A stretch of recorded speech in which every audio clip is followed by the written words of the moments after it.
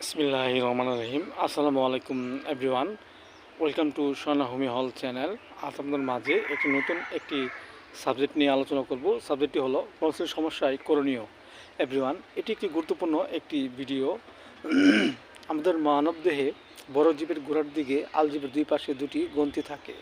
উক্ত দুটি গ্রন্থি যখন ফুলে ওঠে কিংবা ব্যথা করে তখন আমাদের কাছে মনে হয় আমাদের টনসিল রোগটি হয়েছে। এই টনসিল রোগটি হলে অনেক সময় দেখা যাচ্ছে যে সবারই নেই, বড় হবে এবং অনেক সময় পেকে যাবে, পিক বের হবে।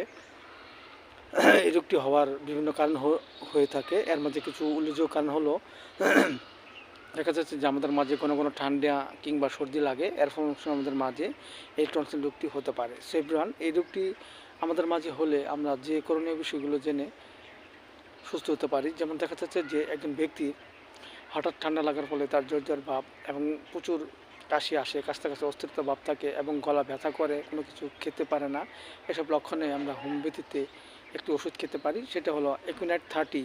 আমরা 2 ফোঁটা করে সকাল বিকাল 2বার সেবন করতে পারি।